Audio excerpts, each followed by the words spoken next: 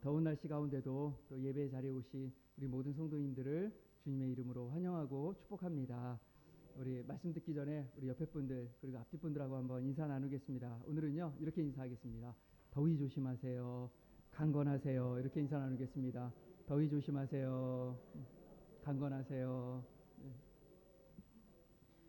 네, 날씨가 많이 더운데요. 정말 더위 조심하시고 계속해서 하나님 주시는 우리 강건함 가지고 또 하나님을 예배하고 또 하나님을 기쁘시게 해드리는 복된 삶을 살아가는 우리 모든 성도님들이 되시기를 주님의 이름으로 축원을 드립니다. 아멘. 오늘 우리가 이 열왕기상 5장 1절에서 6절까지만 읽었지만 오늘 이 5장 전체의 내용을 함께 나눠보도록 하겠습니다. 자, 먼저 여러분에게 질문을 하나 좀 드리고 싶어요. 뭐냐면 여러분은 그 행간을 읽어야 한다라는 말, 행간을 읽어야 한다라는 말, 혹시 이런 말 들어보셨나요? 많이 못 들어보셨을 것 같기도 한데요. 행간이라는 것은요, 그 글의 그 줄과 줄 사이를 행간이라고 합니다. 또 혹은 그 글의 행과 행 사이를 또 이 행간이라고 합니다. 근데 여러분 줄과 줄 사이에는 뭐가 있을까요? 뭐가 있을까요? 아무것도 없죠. 사실 빈 공간입니다. 그래서 이 빈 공간은 이 빈 공간인 이 행간을 읽어야 한다라는 것은요 이런 의미예요. 글에 직접적으로 나타나 있지 않지만 그 글을 통해서 저자가 나타내려고 하는 그 숨은 뜻을 알아야 한다라는 그런 의미로 이 말이 쓰이고 있습니다. 제가 이것을 왜 말씀드리냐면 성경에도 이러한 부분이 있기 때문입니다. 이 성경도요 저자의 의도가 있어요. 그런데 그 저자의 의도가 저자가 하고 싶은 말이 정확하게 드러나지 않을 때도 있다는 것입니다. 그래서 우리가 성경을 읽지만 우리 성도님들 성경 꼭 읽고 계신 줄 믿습니다. 네, 우리가 성경을 읽지만 그냥 읽는 것이 아니라 그 행간을 읽을 수 있어야 한다는 것입니다. 저자의 숨은 뜻을 우리가 알고 또 발견하고 읽으면 더 큰 은혜를 누릴 수 있는 것입니다. 자, 오늘 우리가 나눌 이 열왕기상 5장도요. 그렇게 우리가 좀 보기를 원하는데요. 이 열왕기상 5장은 솔로몬이 왕이 되어서 성전을 건축하기 위해서 준비하는 내용입니다. 그러니까 조금 더 구체적으로 말씀드리면 성전을 건축하기 위해서는 뭐가 필요할까요? 성전을 짓기 위한 재료가 필요하겠죠. 그 재료를 구하기 위해서 이 솔로몬이 히람과 거래를 하는 내용이 오늘 이 5장에 기록되어 있는 것입니다. 자, 1절을 다시 보시면 이렇게 말씀합니다. 두로왕 히람은 솔로몬이 왕이 되었다는 소식을 듣고 이제 신하들을 솔로몬에게 보냅니다. 자, 그러자 이번에는 솔로몬이 히람에게 다시 사람을 또 보내서 이야기를 합니다. 성전을 건축하려고 하는데 나에게 백향목이 필요하다라고 또 그렇게 이야기를 한 것입니다.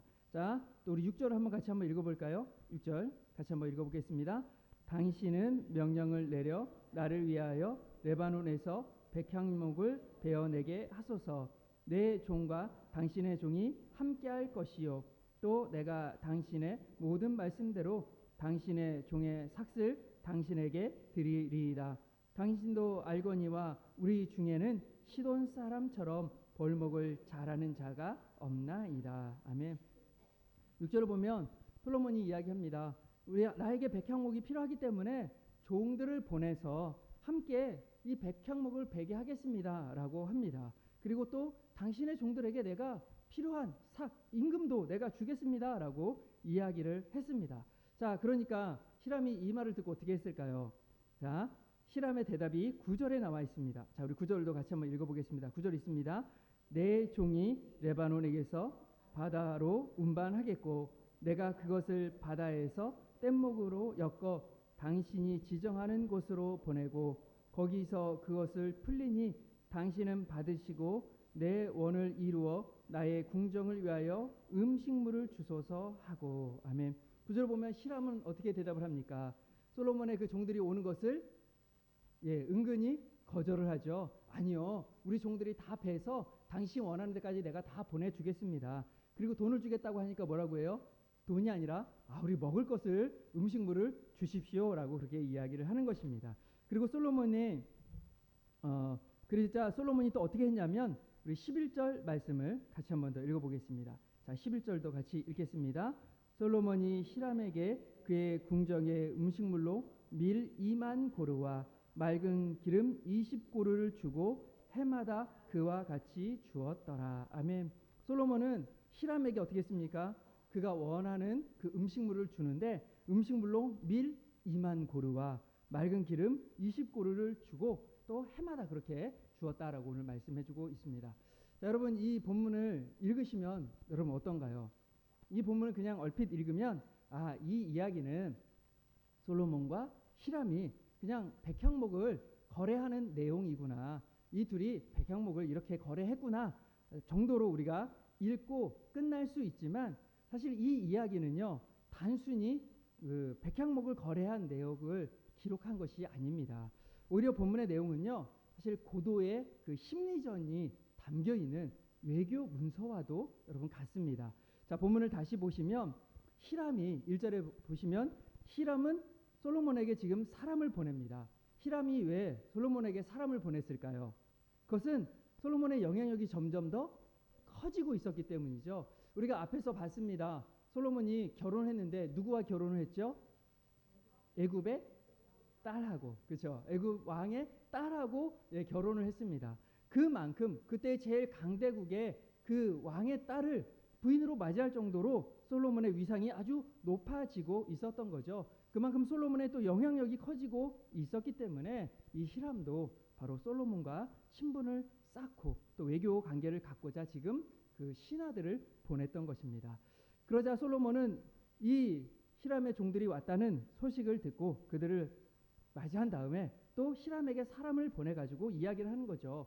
그곳에는 백향목이 나는 곳이기 때문에 우리에게 지금 나에게 백향목이 필요하다. 그러니까 백향목이 필요하니까 백향목을 줘라 라고 하는 거예요. 그런데 그냥 줘라가 아니라 뭐라고 합니까?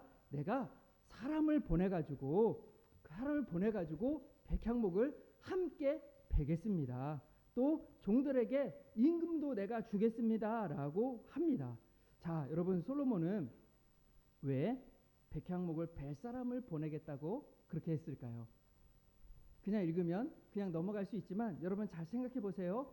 사람을 거기에 보내서 거기서 일하게 하겠다라는 것은 뭐냐면 히람을 자신의 영향력 아래 두겠다라는 그런 의미인 것입니다. 자, 그러니까 그것을 안 히람이 어떻게 합니까?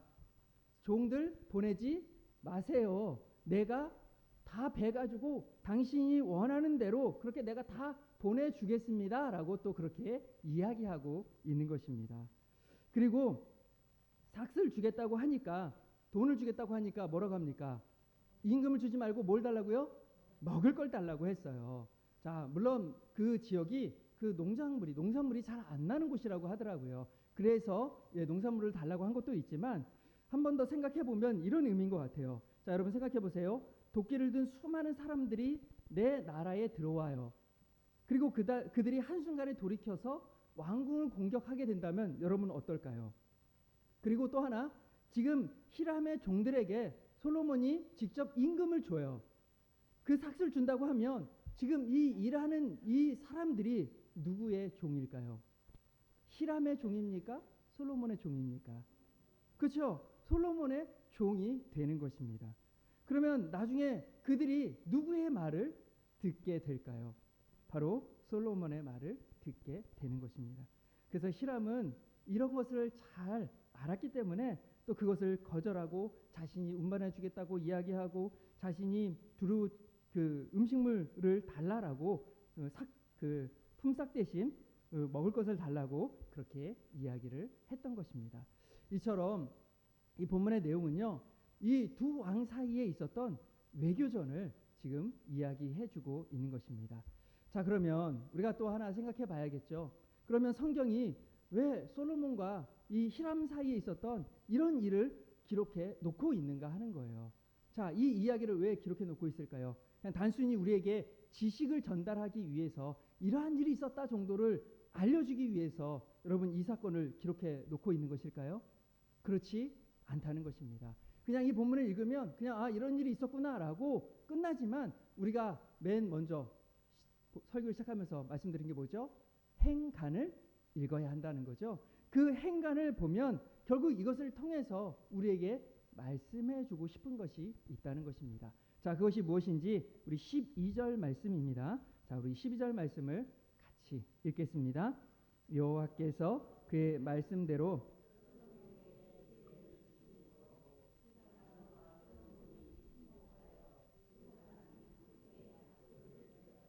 아멘. 자, 12절은 하나님께서 그에게 지혜를 주셔가지고 두 사람이 지금 조약을 맺었다. 그렇게 지금 약조를 맺었다라고 말씀하고 있습니다. 자, 그러면 여러분에게 질문을 드릴게요. 지금 이 12절의 말씀이 여러분이 읽기에는 좀 긍정적인 그런 뉘앙스의 말씀인 것 같습니까? 아니면 부정적인 뉘앙스의 말씀인 것 같습니까? 긍정적일까요? 아니면 부정적일까요? 예, 그냥 읽으면 긍정적인 것 같아요. 아, 하나님께서 그래 솔로몬에게 지혜를 주셨지. 그래서 이 솔로몬이 히람과의 이 약조를 아주 잘 맺었구나라고 우리가 생각하기 쉬워요. 그런데 오늘 본문은요, 부정적인 뉘앙스입니다. 예, 왜 그러냐면 여러분 제가 예를 하나 들어볼게요.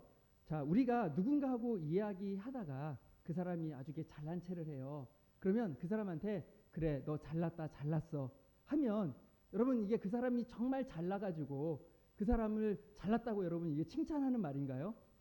그렇지 않죠. 그렇지 않습니다. 그 사람의 그 잘난 척하는 것을 비꼬는 말이잖아요. 그렇죠. 지금 솔로몬이 하나님이 주신 지혜로 히람과 약조를 맺었다라는 것도 사실 이런 의미인 거예요. 하나님이 주신 지혜로 그가 약조를 맺었는데 겨우 이거밖에 못했다. 하나님이 지혜를 주셨는데도 불구하고 겨우 이거밖에 못했다. 그가 지혜롭다고 하지만 이 외교에서는 그가 실패했다라고 지금 이야기하고 싶은 것이에요. 자, 왜냐하면 자, 히람에게 준 것이 있습니다. 자, 11절 말씀을 다시 보세요. 11절 말씀. 예, 솔로몬이 히람에게 그의 궁정의 음식물로 밀 2만 고르와 맑은 기름 20고르를 주고 해마다 그와 같이 주었다라고 말씀하고 있어요.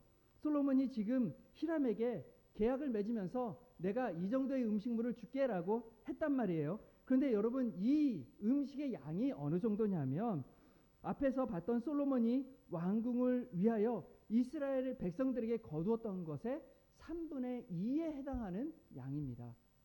여러분 그러면 이 양이 많을까요? 적을까요? 예, 많은 겁니다.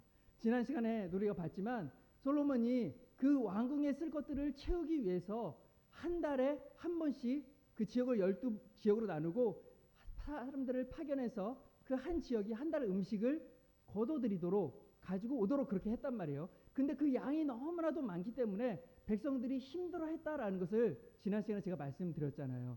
그런데 그렇게 힘들었는데 지금 그것에 더해가지고 그 1년에 거두는 양의 3분의 2에 해당하는 그 또 많은 양을 지금 백성들에게 더 거두어서 히람에게 주었다라고 지금 성경은 우리에게 말씀해주고 있다는 거예요. 그러니까 지금 저자는 백성을 위하고 백성을 잘 다스려야 할 솔로몬이 그 지혜로운 솔로몬이 히람과의 외교에서 어떻게 했다고요? 실패했다라는 거예요. 그래서 또다시 백성들에게 많은 짐을 지웠다라고 지금 그렇게 말을 해주고 있는 것입니다. 그러면 우리가 생각해 봐야 할 것이 있죠. 아니 솔로몬은 어떤 왕입니까? 지혜로운 왕이잖아요. 하나님 주신 지혜가 있는 왕이잖아요. 그런 솔로몬이 왜 이렇게 어리석은 계약을 하게 되었을까요? 그가 왜 백성들을 더 힘들게 하는 이 계약을 그가 했을까요? 여러분 그 이유가 무엇일까요? 물론 본문이 정확히 그것을 말씀하고 있지 않지만 우리가 이 본문을 통해서 한 가지 보게 되는 것이 있습니다. 자, 우리 성경 다시 보기를 원하는데요. 우리 5절, 6절 말씀입니다. 자, 5절, 6절 우리 한 번 더 읽겠습니다. 여호와께서 내 아버지 다윗에게 하신 말씀에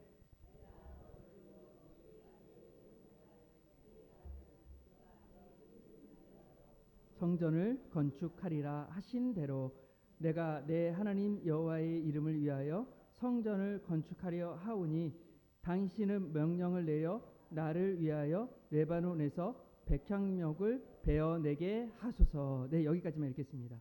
자, 먼저 5절을 보면 솔로몬은 내 하나님 여호와의 이름을 위하여 성전을 내가 건축하려고 한다. 여호와의 이름을 위하여 성전을 건축하려고 한다라고 이야기를 합니다. 그런데 6절을 보면 또 뭐라고 말하면 당신은 명령을 내려 나를 위하여 뭐라고요? 나를 위하여 레바논에서 백향목을 베어내게 하소서라고 지금 말하고 있습니다. 자, 하나님을 위하여 성전을 건축한다고 하면 하나님의 성전을 위하여 혹은 하나님을 위하여 백향목을 베어내게 하소서라고 해야 하는 것이 맞는 것 같은데 솔로몬은 지금 뭐라고 말하고 있습니까? 나를 위하여라고 지금 그렇게 말하고 있다는 거예요. 그 솔로몬이 성전을 건축하면서 그 안에 가졌던 마음이 뭐냐면 성전 건축이 자신이 하는 일, 자신의 공로로 여기고 있음을 이 한마디에서 우리가 보게 되는 것입니다. 근데 여러분, 솔로몬이 성전 건축을 하는 것이 솔로몬이 뭔가 뛰어나서 지금 그가 이 건축을 하고 있는 것입니까? 그런가요?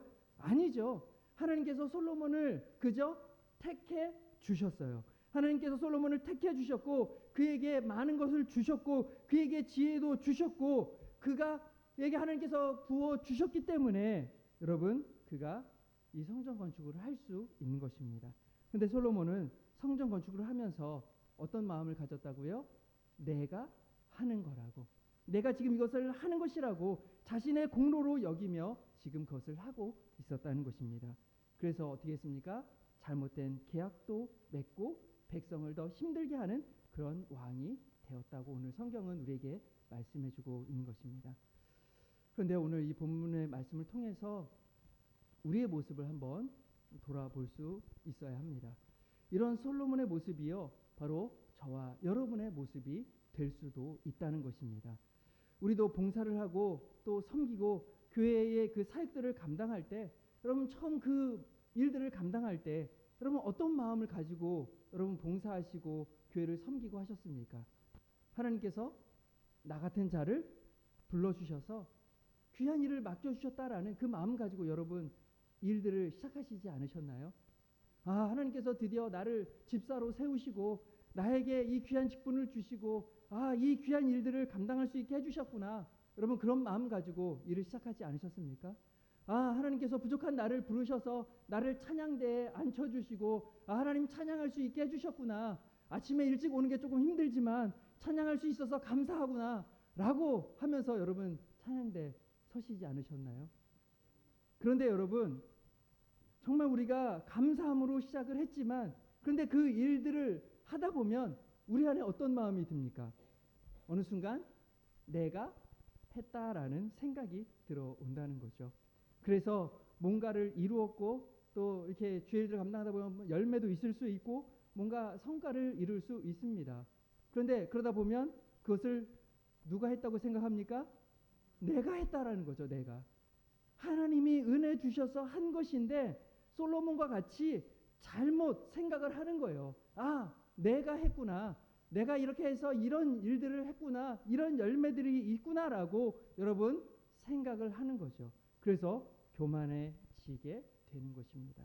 그러면서 죄일들을 감당하면서 잘못 판단을 하고 다른 이들을 시험 들게 하고 다른 이들에게 상처를 주고 원망하는 그런 일들을 하게 된다라는 것입니다.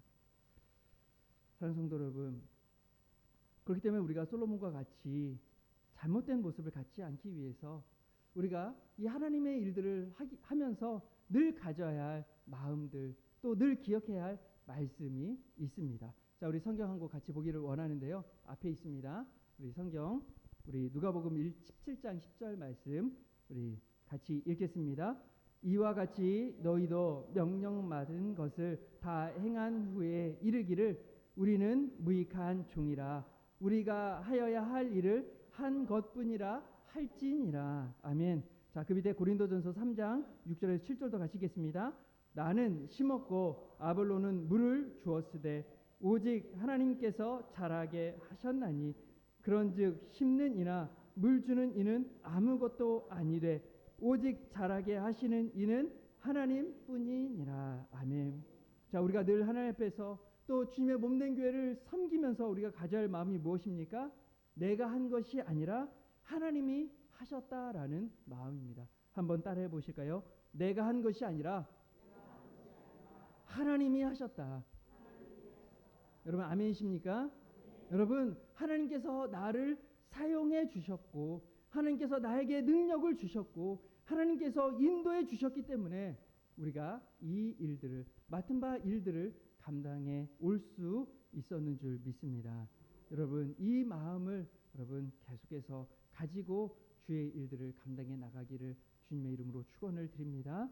그래서 우리가 교만해지는 것이 아니라 우리가 잘못 판단하는 것이 아니라 우리가 계속해서 주의 일들을 잘 감당하고 주님 앞에 바르게 쓰임받는 삶을 살아가는 저와 여러분이 되기를 주님의 이름으로 축원을 드립니다. 자 마지막으로요. 오늘 본문 13절에서 18절에는요. 솔로몬이 일꾼을 일으킨 것을 기록해 놓고 있습니다. 다 읽지는 않을 거고요. 13절을 보시면 역군의 수가 3만 명이라고 기록을 하고 있습니다. 그러니까 성전을 짓는데 그리고 자신의 궁을 건설하는데 솔로몬이 많은 그 사람들을 동원했음을 볼 수 있습니다. 자, 그런데 14절을 보면 특이한 것이 있어요. 자, 14절 말씀은 우리 같이 한번 읽어보도록 하겠습니다. 14절 같이 읽겠습니다. 솔로몬이 그들을 한 달에 10,000명씩 번갈아 레바논으로 보내매 그들이 한 달은 레바논에 있고 두 달은 집에 있으며 아도니람은 감독이 되었고 아멘. 자, 14절을 보면 솔로몬이 정말 많은 일꾼들을 일으켰어요. 그래가지고 사람들을 나눠서 한 달에 10,000명씩 번갈아 가면서 레바논에 보냈다고 기록하고 있습니다. 자, 그런데 이 기록이 왜 특이한 기록이냐면 앞에서 제가 몇 번 말씀드렸죠. 앞에서 솔로몬이 히람하고 계약을 맺으면서 여러분 어떻게 계약했습니까? 솔로몬이 사람을 보내겠다고 하니까 히람이 어떻게 했어요? 보내지 말라고 자기가 다 해서 보내주겠다고 그렇게 해서 여러분 계약을 맺었습니다. 그런데 지금 솔로몬이 14절에서는 어떻게 하고 있습니까? 사람을 보내고 있다는 거죠. 앞에서는 사람을 보내겠다고 했을 때 거절해서 히람이 다 해주는 것으로 계약을 맺어놓고 지금은 또 보내고 있다라는 것입니다. 자, 이것을 여러분 어떻게 우리가 봐야 될까요? 제가 이것을 좀 찾아보니까 이 학자들마다 좀 여러 가지 의견들이 있더라고요. 근데 크게 두 가지로 볼 수 있습니다. 첫째는요, 솔로몬이 많은 식량을 주는 어리석은 계약을 하고 또 사람까지 보내고 있다. 그러니까 솔로몬이 정말 어리석은 행동을 했다라고 보는 학자가 있습니다. 두 번째는 솔로몬이 히람과의 약속에서 신실하지 못했다라고 해석하기도 합니다.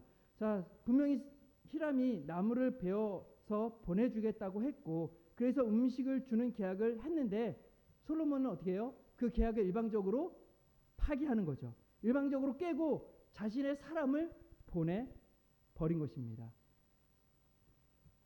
저는 이 두 해석이 다 맞다고 보지만 오늘 본문과 관련해서 강조하고 싶은 것은요. 두 번째 해석이라고 저는 봐요. 두 번째 해석. 두 번째 해석이 무엇입니까? 솔로몬이 신실하지 못했다는 것. 약속을 지키지 않았다라는 것이에요. 솔로몬은 지금 히람과의 약속을 지키지 않고 있다는 것입니다. 그가 이 사람과의 약속도 신실하게 지키지 못했다는 거예요. 근데 이게 왜 중요한 줄 아세요? 그 사람과의 약속에도 신실하지 못했던 이 솔로몬은 나중에 하나님과의 약속, 그 약속도 신실하게 지키지 못하는 모습을 보여준다는 것입니다. 그래서 이 말씀 속에서 여러분 우리의 모습을 우리는 돌아볼 수 있어야 합니다. 여러분 살아가면서 약속들을 많이 하실 거예요. 그러시죠? 네, 별로 약속들을 안 하시고 그냥 사시나 봐요. 뭐 그냥 대충 살면 되죠. 뭐 아니시죠? 약속을 정말 많이 하실 겁니다. 그런데 여러분 그 약속을 여러분 잘 지키고 계십니까? 여러분이 정말 시간 약속 그 하나라도 여러분 잘 지키며 살아가고 계신가요? 여러분 약속을 정말 잘 지켜야 한다라는 것을 우리가 보게 돼요. 사람과의 약속을 신실하게 여러분 지키지 못한다면 그것이 결국 무엇으로 이어집니까? 하나님과의 약속도 신실하게 지키지 못하게 된다라는 것입니다. 여러분 왜 사람들이 우리 성도들을 믿지 못하고 여러분 성도들을 부정적으로 바라보게 될까요? 그 이유가 무엇일까요? 약속을 지키지 못하기 때문입니다. 그 사람과의 약속을 지키지 못하기 때문에 저 사람은 믿을 수가 없네. 그리고 더 나아가서 저 사람이 믿는 하나님도 믿을 수가 없네라고 여러분 되는 것입니다. 물론 우리가 완전할 수는 없죠. 목사인 저도 약속을 하고 지키지 못할 때가 여러분 있습니다. 우리는 그렇게 부족한 자들입니다. 그러나 여러분 우리의 모습 속에서 정말 약속에 신실하려는 그 마음을 가지고 약속에 신실하려고 하는 그 모습이 우리 가운데 있어야 될 줄 믿습니다. 이것이 성도의 바른 모습인 줄 믿습니다. 여러분 그것을 가지고 또한 더 나아가서 우리는 하나님께 신실한 자들이 되어야 될 줄 믿습니다.